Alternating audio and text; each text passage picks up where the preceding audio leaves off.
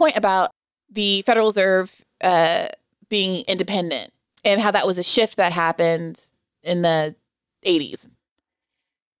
And I'm curious what in particular, I just want to help, I'm trying to understand what we're losing by having that kind of technocratically run independent Fed as opposed to one that's run by elected officials. What kinds of policies would you like to see implemented? What different kinds of approaches would you like to see coming from a more integrated democratic? So you're talking about to be, the Federal Reserve, yeah, right? Like, yeah. Well, I think that the Federal Reserve prints all our money, and they do most of or a lot of our bank regulation, and so they basically and since 2008, I guess they don't just control interest rates. They have also actively gone into financial markets and bailed out specific institutions and specific bond markets. So they are just, private equity. It's like there's all these people who are now controlling large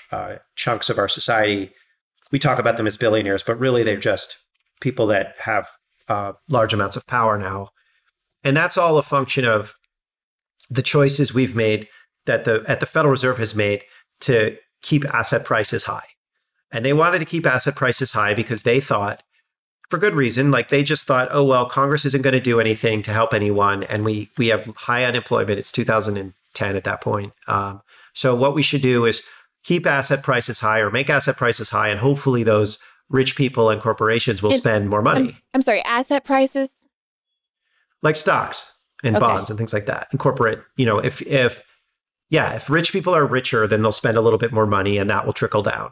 Right. And since Congress won't do anything or spend any money, then then we'll have to do it through the Fed. And that's basically what they've been doing and printing more and more money. And then when the pandemic happened and we had the CARES Act, that was like this moment of bailouts. I mean, everybody got I guess it was like a $600 check and a $1,400 check. And then small businesses got a bunch of loans.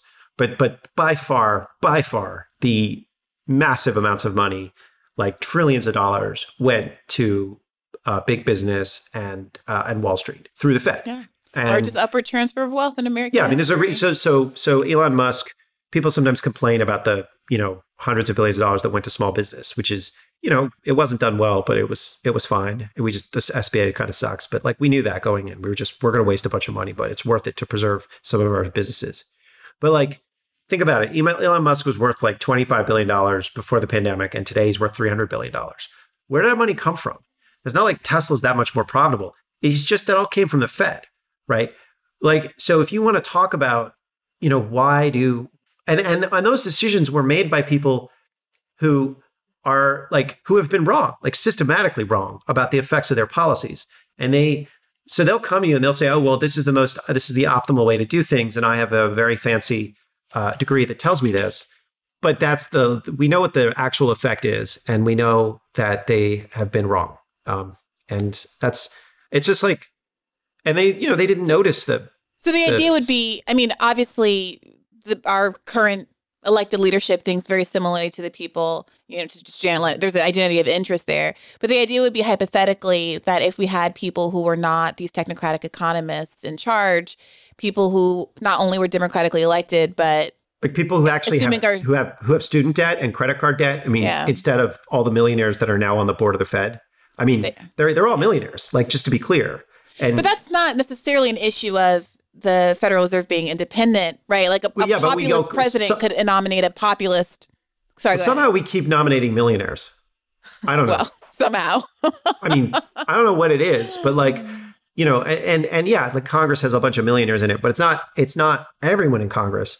And at least they're accountable to the voter. And so what I'm saying basically the Federal Reserve, it's kind of crazy because it's this hybrid system and they regulate banks, and somehow they think, oh, the only people who are qualified to sit on the Federal Reserve are like economists or bankers, which is nuts, right? I mean, right. They're bankers, right? I mean, and so if Congress actually had to make policy, then, if the FOMC, which is the committee that runs policy, if that were just a congressional committee, then those decisions would be debated in public. Right now, they're not debated in public. Right now, the debates, they're sealed for 5 years. I'm sorry, I don't mean to sound like a conspiracy theorist. Like, I actually worked on these policies. Like, they sealed them for 5 years and the transcripts come out 5 years. And we had to fight really hard to get those transcripts out. Like, what's they the used to seal them rationale forever. for sealing them at all?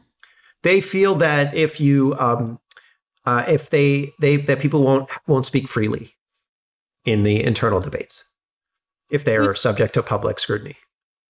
Right? Crazy, right? Like, this is all this is all the money and power in the world, right? And they are just like, well, we don't scrutiny. Public scrutiny would be like, they want to make it because they want to present themselves as scientists and oracles, and any sense that there are real debates going on. That, these guys also make jokes about things. You don't want to. It's not good what they talk, the way that they talk about things. And there are real conspiracies. By things like poor people. Yeah, they do. They wanted several of the board members, or not board members, but some of the members of the FOMC. They would make fun of poor people at these meetings. There was this. I found this one thing in the Federal Reserve minutes. Like, they were bailing it right before NAFTA passed. Mexico went into a financial crisis right after NAFTA passed, and as it turns out, it would have gone into a financial crisis before NAFTA passed, but the Fed secretly bailed them out because they wanted NAFTA to pass. And they knew that if Mexico went into financial crisis, Congress wouldn't pass NAFTA. And it's like, that is messed up, right? And they just like sealed the records for 5 years. They sealed the records and then they started unsealing them, I guess, 5-10 years ago. And I just like happened to be looking, I was like, I wonder what they were saying during NAFTA. And I like came upon this. And I wrote it up. I put it in, it's like in Salon. I wrote an article about it, but people are just like, that's what we got to leave it up to the scientists, the experts. But they're not like experts. They're evil nerds. Like, I maintain this. We had an economist, Fidel Kaboub, on the podcast a few weeks ago, and he was here to talk about inflation. And he made the point that nobody knows what's causing inflation, and that they've been trying to, regulate it for, decades at this point with no effect one way or the other. But there is this, cult of, folks pretending that they actually know what's going on and who are very quick to poo-poo any other kinds of economic systems or ideas like MMT when their own demonstrated track record shows that they don't know what they're doing. And the public collectively is still very invested in the idea that, we can't tinker with this. It's all very fragile. It's very unpredictable. And I think that the part of it being unpredictable is true, but that's not an argument for letting a bunch of folks who also don't know what is going on act or be in charge. So this is true for antitrust. It's like they pretend to know what is going to maximize output, but it's all just falsified. What they're really doing is they're just trying to find ways of consolidating markets. So like, with the most recent, I think this would be like a clear example, but T-Mobile and Sprint, right? Economists said, oh, this is going to be more efficient. You're going to get your 5G and prices will be better. And what happened is prices had been going down for a long time because you had 4 cell phone networks. And AT&T tried to buy T-Mobile because T-Mobile was lowering prices to gain market share, and everybody had to match them. And so AT&T tried to buy T-Mobile. The Obama administration, and one of the few things they did that was good, actually stopped that merger. Then the Trump administration allowed that merger to go through for similar sort of stupid efficiency reasons. And lo and behold, what did T-Mobile do with now that there's not 4, there's 3, they stopped lowering prices. They laid a bunch of people off. They shut down a lot of their like suppliers, which are, those stores where you can go in and get cell phones. Like they shut down a lot of those. And like that is withdrawing capacity from the market, right? And keeping prices higher. And and the economists said, they argued, oh, this will be more efficient. But it's like, if you had just said, the old model would just to be like, look at the market structure and just, is it too consolidated? It is? Okay, thumbs down. If there are not more, the stop sign for mergers, like the equivalent of the stop sign would be, there have to be at least 5 companies in the market. If there are 5 companies in the market and one of them wants to merge, no, right? If there are 6 companies, maybe. If there are 10, maybe. But like 5, no, thumbs down. Instead, we have this weird thing where you get these evil nerds arguing about what's more efficient. And judges just throw their hands up and they're like, I don't know. I went to law school. I don't know any math. But I thought even Breyer said there has to be, by his own metric, evidence that it is more, what is it, consumer? Yeah, consumer welfare. I mean, that doesn't, welfare. but that's a guess about the future. They don't have to prove, like, you don't have to. But even, I'm totally with you, but even I'm struggling to understand what even that guess, like what the bad faith argument would be that there was going to be increased consumer welfare from that merger. Let me give you an example of what that would be. So AT&T and Time Warner, they wanted to merge in 2018, and the Trump administration said no. And then I thought that was good that they challenged the merger, because it was called a vertical merger because they're not actually, AT&T and Time Warner are not direct competitors. And so AT&T bought Time Warner, and they said, this is going to be super efficient because we're going to be able to take, Time Warner content and put it through AT&T pipes to your mobile phone. They never really explained why you couldn't do that without buying the company. But, that was the rationale. They're like, we're going to compete with Google and Facebook. That's, what we're going to be able to do with all these new wonderful assets. And the Trump administration hired Carl Shapiro, who's the main economist for antitrust under the Obama administration and also the Clinton administration. So they hired Carl Shapiro to organize the economic strategy. And what he did this very elaborate analysis, which cost millions of dollars, that said that if this merger went through, the average consumer would see their cell phone bill go up by 50 cents, like a month. Okay. That was the way that he said, okay, this is inefficient under the consumer welfare standard. And then he got challenged on it, and they went into a whole bunch of methodological debates.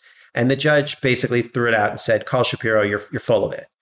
And now it's just crazy. It's just crazy. Instead of being like, we're going to challenge this by saying that AT&T, if they buy Time Warner, has an incentive to just block Time Warner content from going on to rivals, which they can do, and just using common sense and using a structuralist argument and saying big companies, when they merge, it's generally bad. They had to do this really, really elaborate, silly, multi-million-dollar econometric analysis, which was garbage.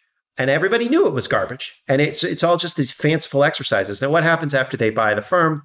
They certainly raise prices, not by 50 cents, but by, on DirecTV, they raise prices all over the place. They shut down a bunch of random production, like of popular shows. Like they just shut it down because there were all these fights. There were all these consultants who were crawling all over the company and just, sort of wrecking things. And then finally, like AT&T spins out its digital asset or its content assets because like the merger just basically didn't work. So they wasted huge amounts of, it was just a massive waste. Nothing that was in the trial had any relationship to reality. And yeah, there were definitely some market power problems, but it was just a complete mess. Anybody who's been through a merger knows that mergers are always a mess. Yet somehow economists are always able to convince courts that mergers are pro-efficient. So it's this kind of like weird, crazy world where like these like men in suits keep saying that like these are good things and nothing they say ever comes true, but we still keep like believing them and trusting them because it's like too boring to challenge them in their language. So even if we might argue that it's broadly toxic for people to understand themselves first and foremost as a consumer as opposed to a worker, even from a consumer standpoint, these things are not working out. Right. The airlines aren't better for consumers. Pharmaceutical prices aren't lower. Pharmaceutical prices aren't lower. Your cell phone bill's going up.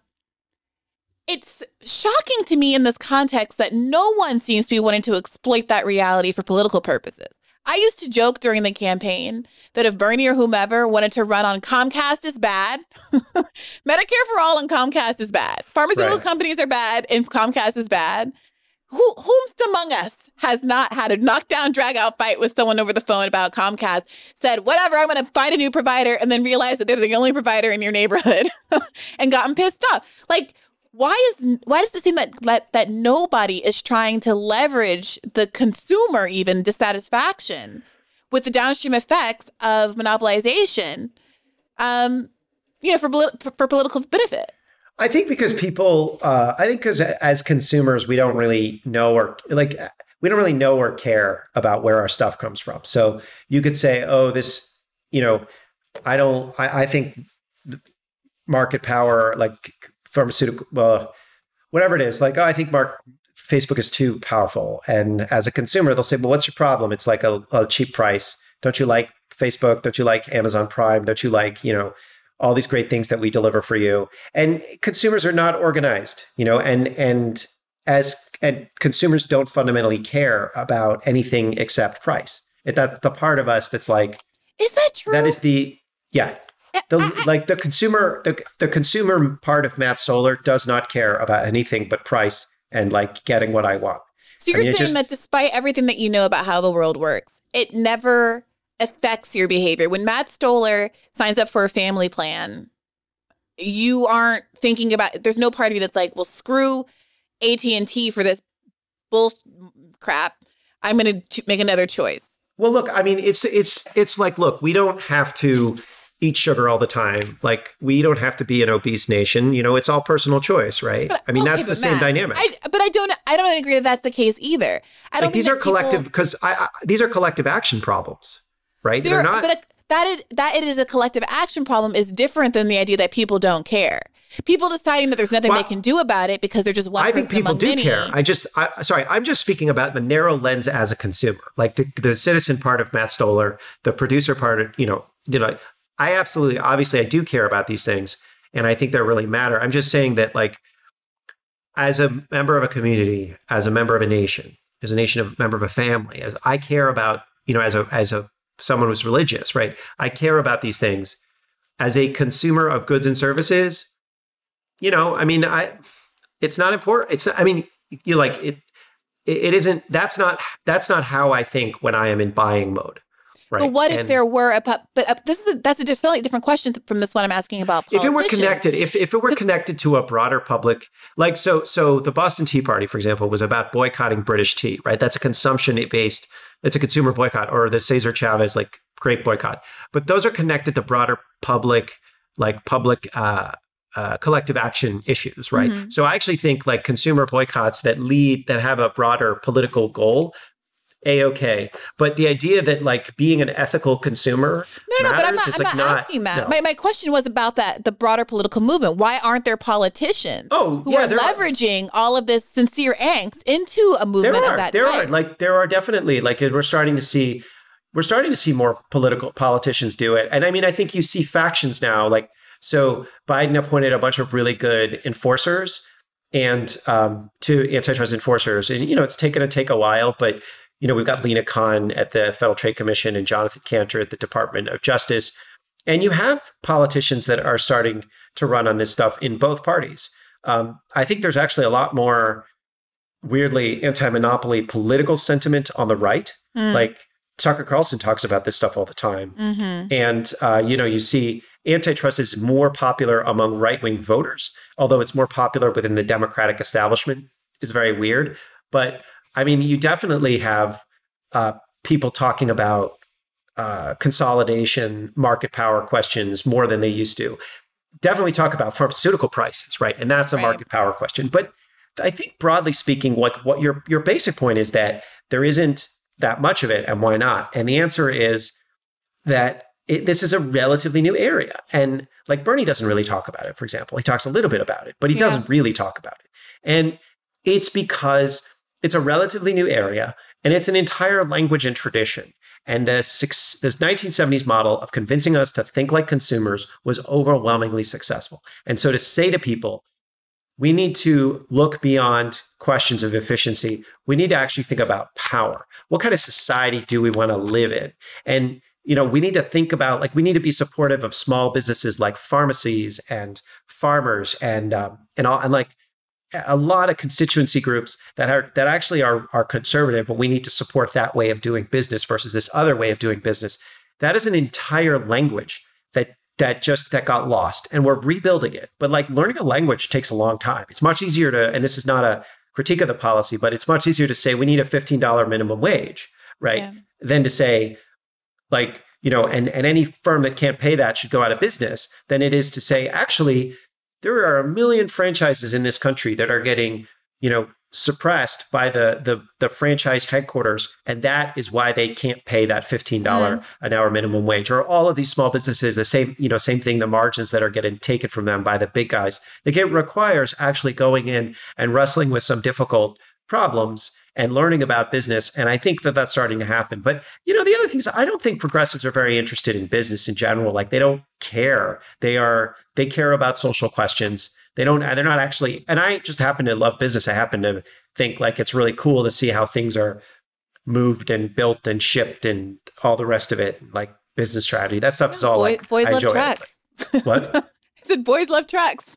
No. Exactly. Boys love trucks. Yeah. I think it's fascinating too. I think there is a real innate interest in this kind of thing when you look at shows like How This Works or whatever that's called. And people want to know. And I think that I don't know. It feels like there's a lot of political gains to trade there that is not being picked up upon. Hey, YouTube, thanks for watching. Just a reminder that this is a podcast. You can catch an extra premium episode every Monday for $5 a month at patreon.com/badfaithpodcast. That's patreon.com/badfaithpodcast for $5 a month, an extra episode every week. Additionally, please do consider liking this video, subscribing to this channel. It helps us out. It helps independent media beat the algorithm. We appreciate you. And as always, keep the faith.